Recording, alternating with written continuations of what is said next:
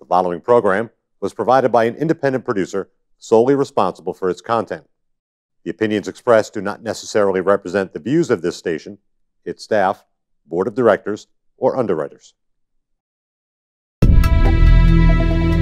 My name is Jasmine, and I am a recovering drug addict. My name is Richie Farrell, aka the Old White Junkie. And we are your hosts for Exit Team Nashua. Our mission is to bring recovery into the living room. Last year, over 72,000 Americans died of an accidental overdose. That's almost 200 Americans every single day. We will bring you guests with real-life experiences with addiction and recovery. Welcome to Exit Team Nashua. Hi, welcome to Exit Team Nashua. My name is Jasmine, and I am your host. So excited to be back in studio. With all this COVID stuff over the last couple months, we have attempted to keep up with the show the best we can via Zoom. It has proved to be challenging at times, so I'm just really grateful to the studio for allowing us back in, and the city of Nashua for allowing us to open back up.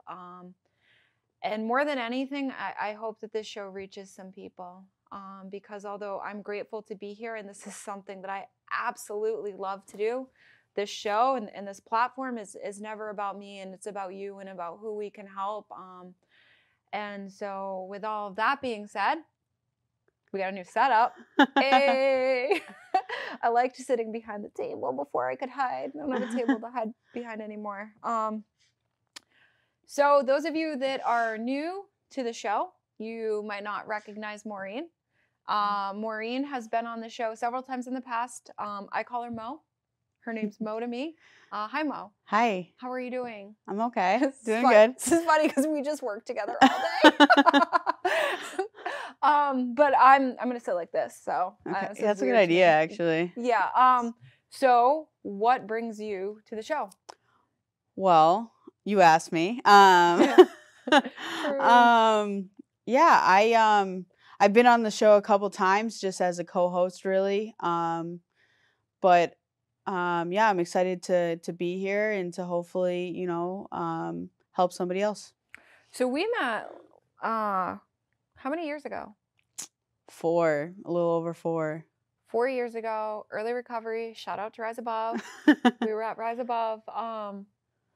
But I've seen you go through ups and downs, and vice versa. You've seen me go through ups and downs. And I would say, to me, over the last couple of years, you and your fiance have become very dear friends of mine. Absolutely. But let's bring it all the way back before we ever met each other, because I think it's just really important. A lot of things get stigmatized, and people put labels on things, or like what they think a drug addict should or shouldn't be. And so like, I fit that model. I grew up in a broken home, was introduced to drugs at a very young age, was in and out of jail my whole life. But you fit a different model. So what was life like for you growing up? Life. My parents are divorced. So that I definitely had was a broken home.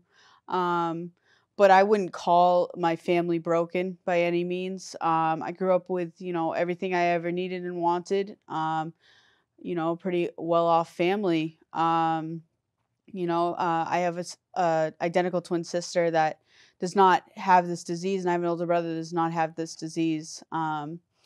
In growing up, I went to Catholic schools most of my life. I grew up in a town where I don't even know how to explain that, but we went to Catholic schools. Did you grow up in Seabrook? What? Where'd you grow up? Seabrook. Seabrook, okay, sorry. Yeah, so we went to, a Catholic school in Hampton. For whatever reason, we didn't get sent to public schools. That's just, what my family believed in. Super Catholic family. And, when I went to high school, we went to a public high school with a lot of people in it. And I kind of, that's where my addiction had started. I was very scared. I didn't know anybody at that school other than my identical twin sister. I fell into a group where we skipped a lot of school, we smoked a lot of weed, and we drank in the parking lot. That's just what it looked like. I didn't start really using hard drugs until I was like 16, 17 years old, where I found out what they could do for me, right? And like what they did is like help me get out of bed. My depression was terrible. When I was in high school, I legitimately wouldn't go to school for weeks at a time. And like my family didn't know what to do, they don't know. And it's like, because they had never experienced this with anyone, right? right. Like, They don't have anybody close with them that suffers from this, or like that they dealt with directly. They knew people, of course. My dad was a police officer my entire life. no kidding. Yeah, for Fun like fact: 30, Mo went to Catholic school, or 32 dad's a years. police officer? And he was also like, he did like drug task force stuff. So he knew a lot about it. Yeah. But he didn't know, like, he didn't look at his own family, if you know Yeah. what I mean. He didn't look at his own family as doing any of that kind of stuff. So when I fell into, doing heroin and meth and everything under the sun that I could find at the time, like, they didn't know what to do. My older brother, he's 12 years older than I am, was actually the first one that kind of like put it into my family's head that like there was a problem there. And he's been like a big support for me in general. He didn't put up with any of my bullshit. I hated him for a long time. I mean, I didn't hate him, but like I did not like what he did, and the only reason because that is he knew how to hold boundaries. Hold on, where does he live? He lives in Northampton now. I want to meet him. You want to meet him? Yeah, I do. Yeah, anytime. Because you are a very straightforward kind of person, and I respect that about you, and I like that about you because like you know what you're gonna get, and like you don't sugarcoat anything, which I think is a great characteristic for someone to have. So if this man held you accountable and didn't enable you, I can't wait to see what he's like. Yeah, he held me, of course I'm his like baby sister, so of course like he wanted to help me. My family owns a restaurant, and like they definitely let me work in that restaurant using, but not for ever. I've been fired like 15 times, a lot, like thrown off the property. And that was just what they had to do, right? And like that's, I hated him for it at the time, but it's just, he didn't know what to do anymore, right? Like he had sent me to treatment multiple times, tried to get me help, tried to get me therapy, whatever he thought was the best path, is what he did, right? Financially, I didn't have health insurance. So like, financially my family had picked up the pieces, tens of thousands of dollars in treatment. And like, that's what they thought. And I don't blame them for this today, but throwing money at a problem does not fix it. No.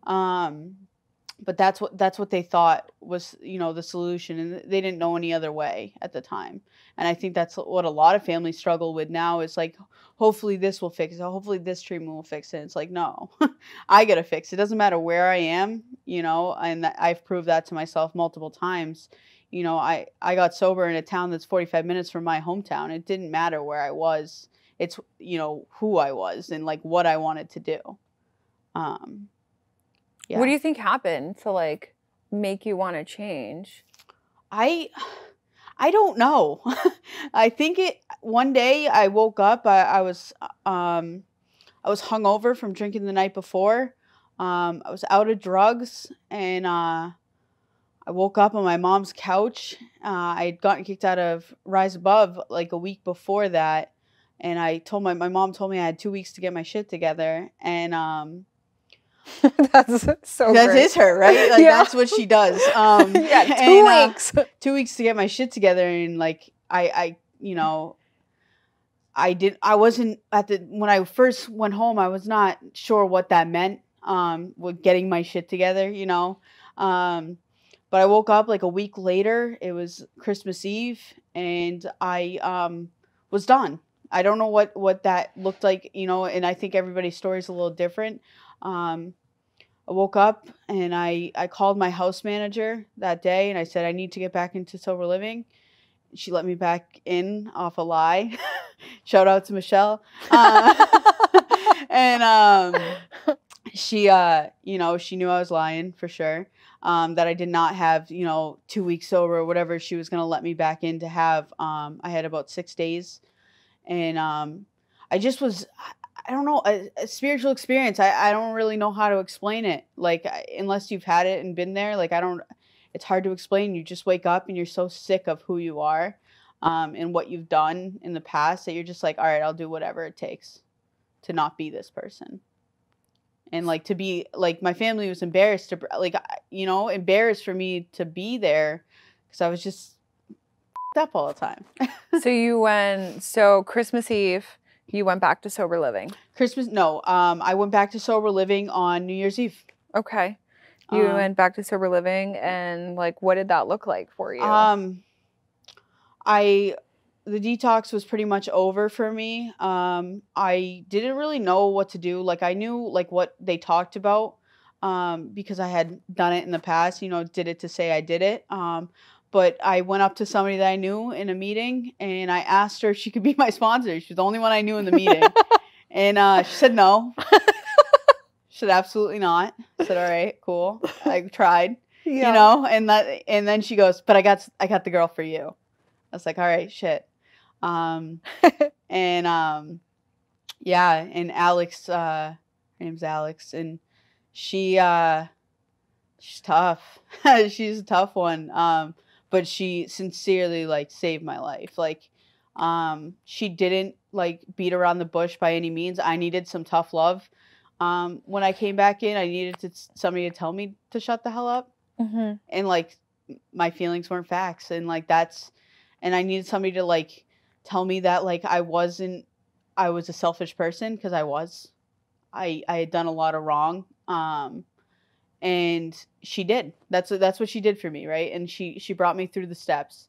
And like, little did I know, like, I thought a sponsor was supposed to be like your friend, and like, little did I know is all a sponsor's supposed to do is connect your hand in God's, and that's fucking it. Right? The rest of it is not even.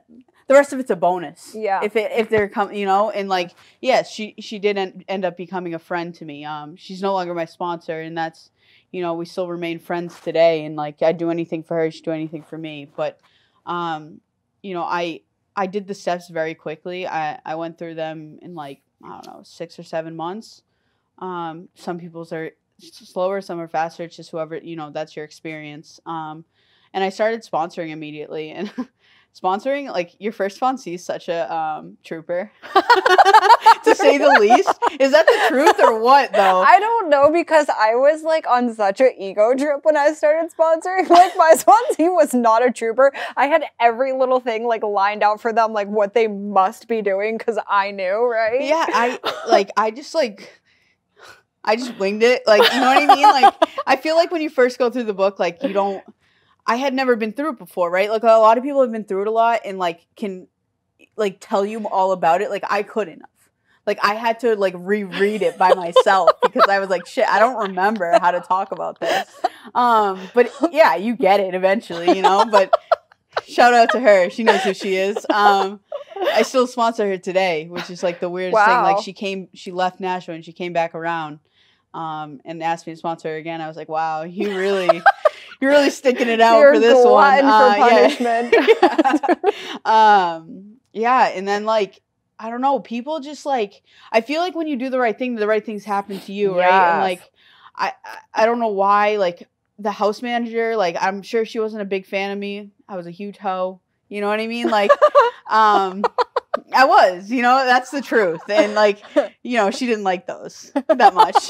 But she, you know, I ended up being a house manager at like 4 or 5 months sober. And, you know, after that, I got real sick of it. Like, within the month, I didn't not want to be a house manager anymore. And she took me into her home and let me live with her. I remember calling her one day and just being like, hey, you know, I can't do this anymore. You got somewhere for me to live? And she's like, you can come stay with me. And so I lived with her for about 6 months, and then ended up like getting on my feet, getting my first apartment, that whole thing. And isn't it crazy? I like can remember being in early recovery and like fantasizing and looking up to like people that like had all these material things, and not that like having your own apartment matters, but there's like a significant amount of work that comes from being homeless, sitting in an alley shooting dope, to having your own place to live. It was crazy. Yeah. And now it's like, oh wait, I'm there. I've been I've been there for a while, which is like the craziest part. Know. It's like you bought a house, you're getting married, like you've got 2 stinking stupid cats. you love them. But no, I look back and I'm like, sometimes people ask how I got here, and the answer is I don't know in God. 1 foot in front of the other. Yeah, that's it. And like One day at a time. I don't know what happened. Like whatever happened, it worked, you know, and like I just trusted what people told me to do, and it worked. I don't understand, like I don't know. I have no answers other than that. I got sober, and I'm really grateful that this was my experience, but I got sober in a treatment center at the time that was like an old-fashioned kind of treatment center back then. And they told me, your life is no longer yours. So that means you don't get to say what you do with it. You don't get to say who you marry. If you get married, you don't get to say where you live. You don't get to say what you drive, you know, and your will is not yours either. Your only job is to show up every day and do the best you can. Right. And your purpose is to help others. And they just broke it down. And I'm so grateful that they didn't care about my feelings. Grateful. Yeah, because like my life is amazing. Yeah. It really is amazing. And like, dude, not even, so I'm in a documentary and I'm really excited about this. And so we're going to Seabrook to go shoot at the house that like I used to like squat in, and like the like house that's like filled with like mold. And it's like crazy, dude, because like that's how I lived less than 4 years ago. Right.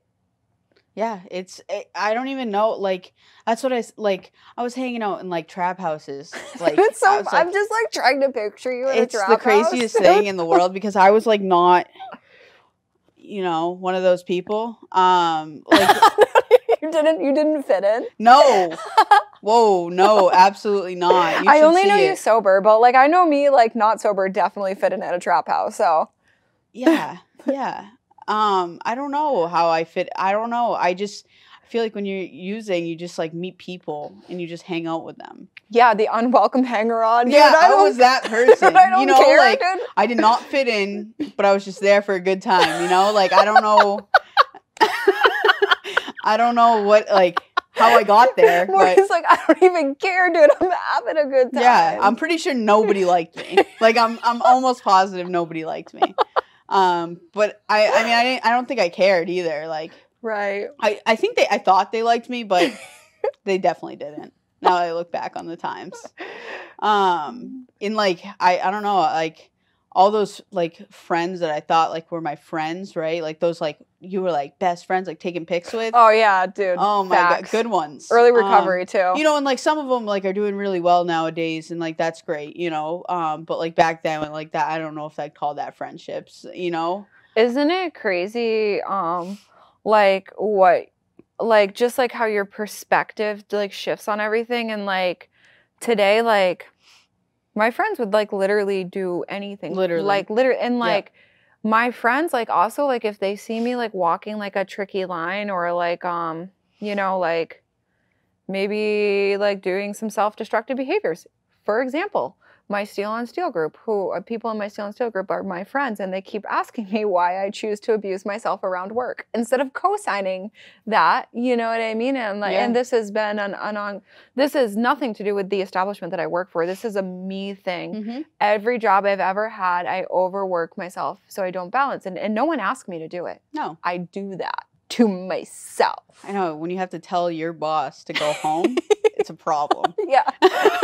Yeah, right? But that's my friends, because they like care. Yeah. You know, they're not gonna like. It's weird, like how like the friendships like shift in general. I think that, like most of my friends today, like those are the friends that I go when I'm like shit hits the fan, right? Like when I'm crying and hurting and all that stuff, like they're gonna tell me like the reality of the situation and not tiptoe around it. Mm-hmm.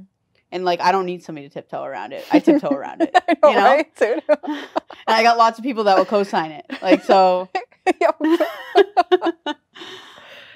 So you went to sober living. You moved in with your house manager. She let you. No, shout out to all the house managers. Hold up. Let's talk about that for a minute. Managing sober living is fun.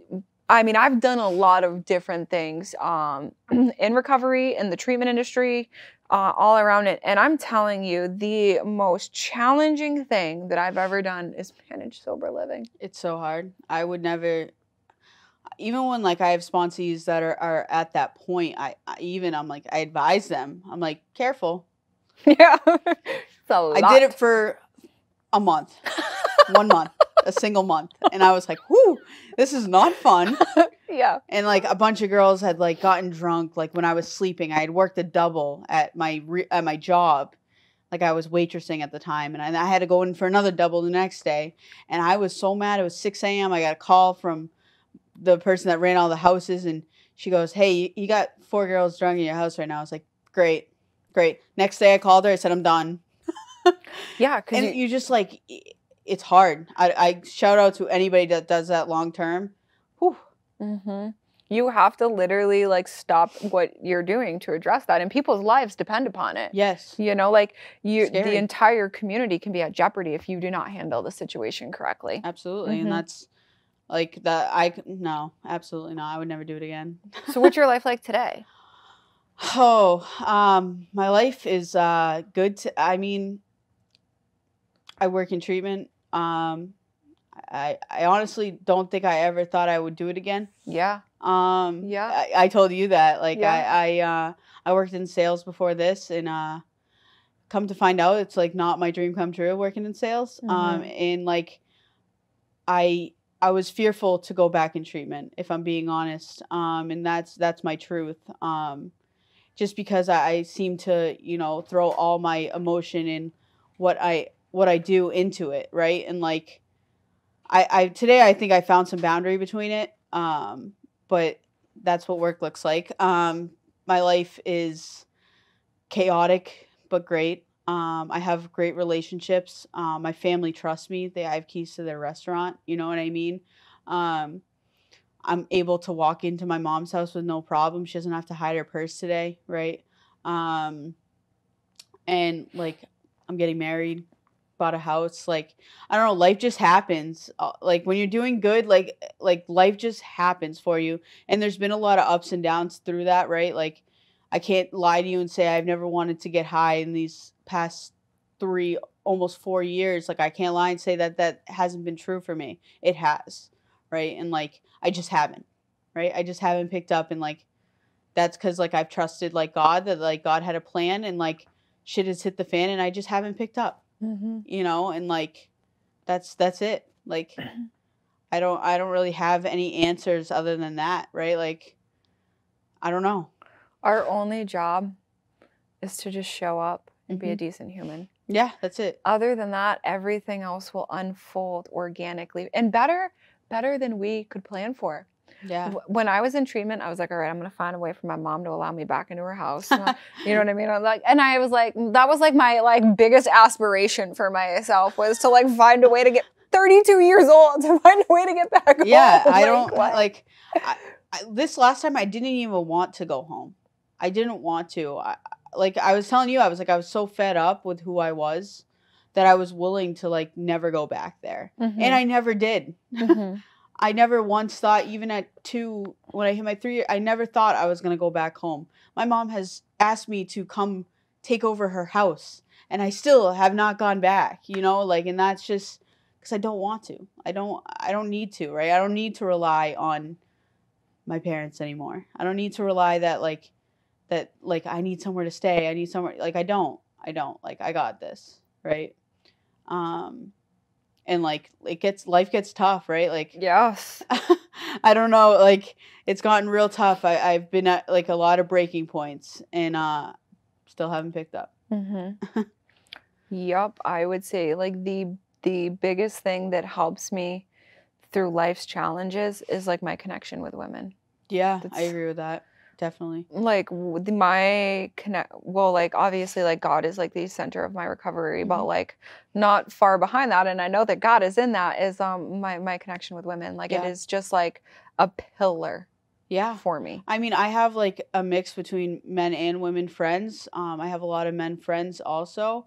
But my women connections, like those are the girls, right? Like those are the ones. Those are the ones that when I'm crying my eyes out, those are the ones I call. And like some not even being in recovery, right? Just being able to know what recovery looks like enough to help me through it, right? And but those, like, when I'm crying my eyes out sitting in my bed, like those are the people I call always. And those are the ones that show up for me. Yep. So for anybody at home watching, like struggling, suffering anyway, or maybe their loved ones struggling, that they just like don't know what to do and they're just tuning in for like any hope or inspiration, like what do you have to say to someone?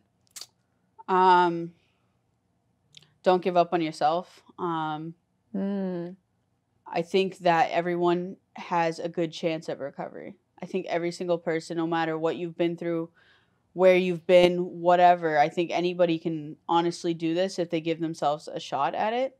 Yeah, that's it. Dude, that's like a mic drop right there. I literally was like, woo, yeah. No, but seriously, just like thinking about that, like literally anyone can do this. You can do this. Yeah, I tell people all the time, like, this isn't special. I didn't get this because I'm special. Right. I used to think that though. I used to be like, oh, I want what they have. And it's like, oh, duh, it's actually instilled inside of me. I'm like, I'm not special. And anyone that like I have around me is not special. Yep. They just were willing to do it. Yeah. It's been a great show. Yeah. I laughed a lot. I know. I loved having you on. I love you. Love you. I'm really grateful for our relationship and our friendship, and for you and all that you do, and for your ability to just be you. So thank you for coming on. For those of you at home watching, if you're looking for any resources or you need any help, just take a look. Scroll on over on Facebook to our Facebook page. I am a heroin addict.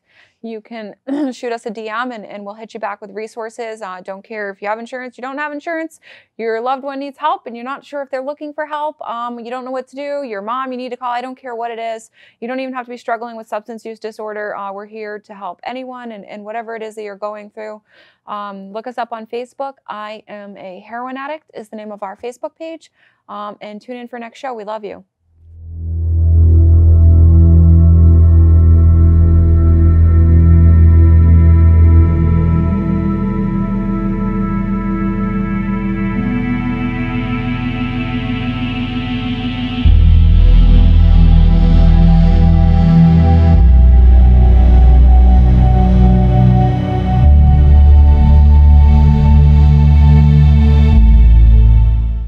The preceding program was provided by an independent producer solely responsible for its content.